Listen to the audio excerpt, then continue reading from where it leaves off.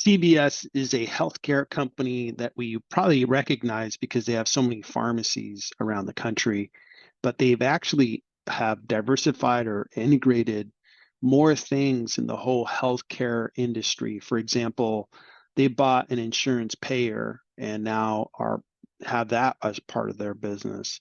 They actually are providing healthcare services in their locations, which is a really good idea. I oftentimes get vaccines at a CVS as an example. So I think their business continues to get stronger, more diversified. And I wanted to do an analysis on CVS. I'm a stockholder of CVS and have been a stockholder for some time.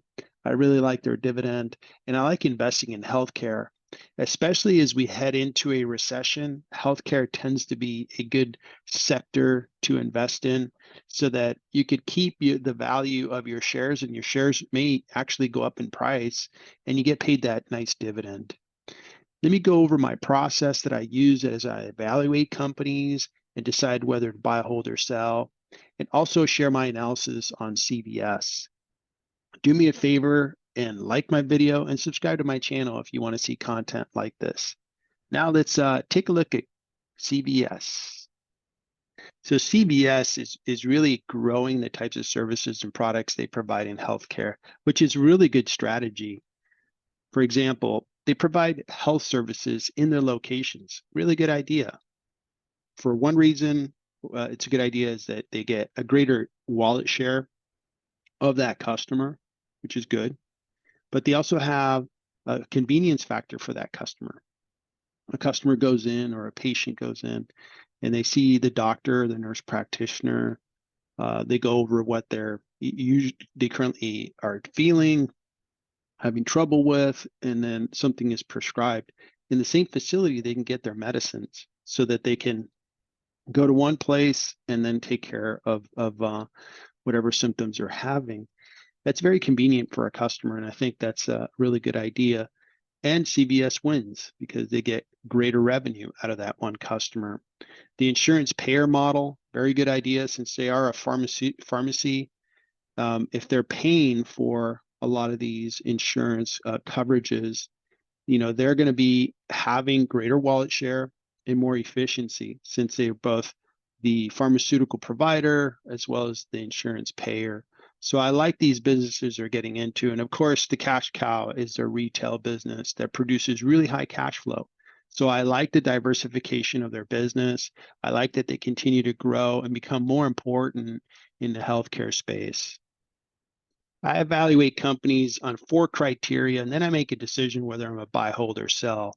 I first put myself in a position to be a buyer of a business, a fraction of a business. Do I want to own a fraction of CVS, and do I like the industry they operate in? And is the management team for CVS doing a good job? Is their debt under control? I don't want to buy a balance sheet with lots of problems and lots of debt. I want a clean balance sheet with low debt, and I want a discount on the stock. At the end of the day, I'm investing in order to have my money work hard for me and grow in value. And the best way to do that is to get a discount on the stock. Based on the answers to those questions, I buy, hold, or sell.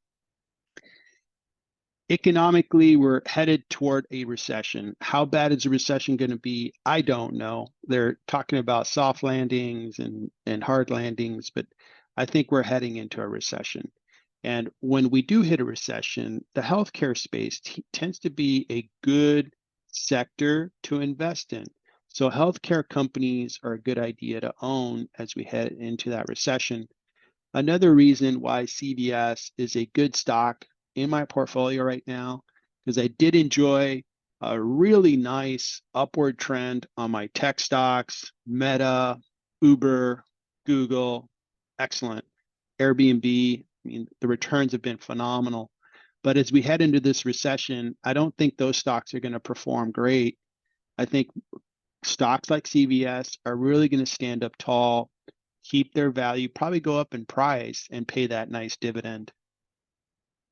CVS revenues have been going up steadily year over year, which is very good to see. And they're a huge company. Now, one of the metrics that I really focus in on is revenue growth, top line revenue growth. And this is one metric that I really like in CVS. I believe CVS has upside of 60%. And what that means is that I believe the stock should be priced, or the value of each share is really $113 per share.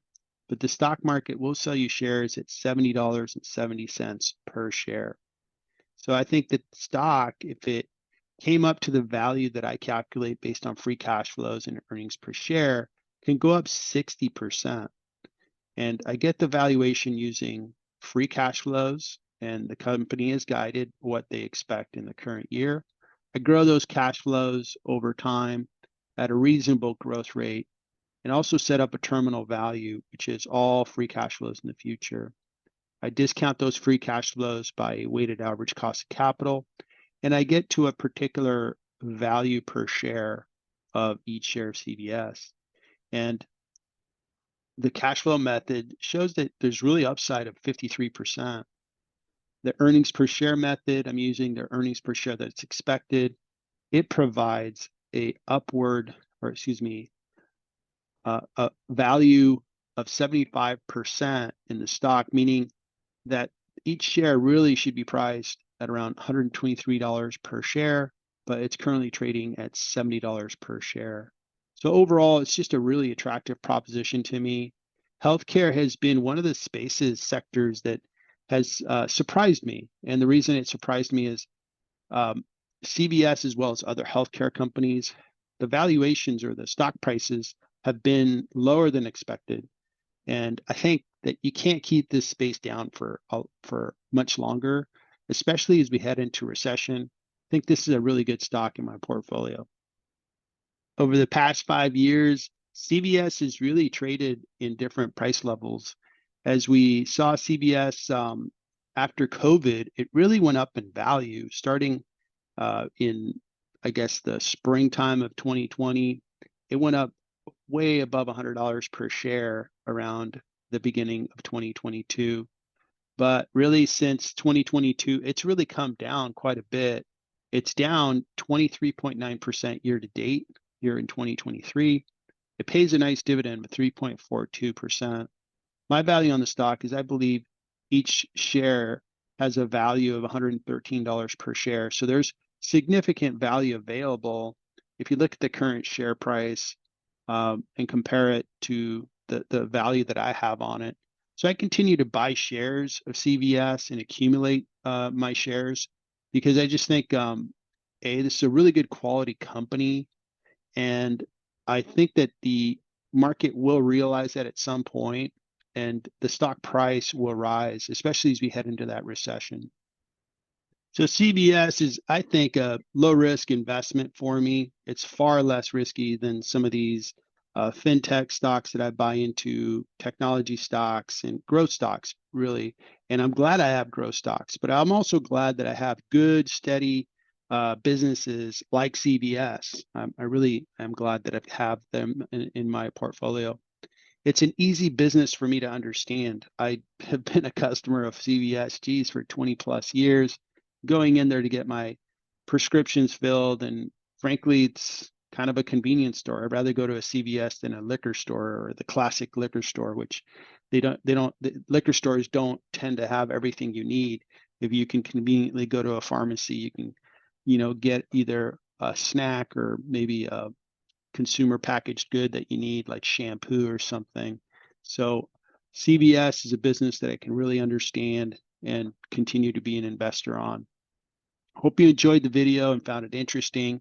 Love to hear your comments on CVS and overall healthcare, where you've seen stocks go, and I'd love to read those.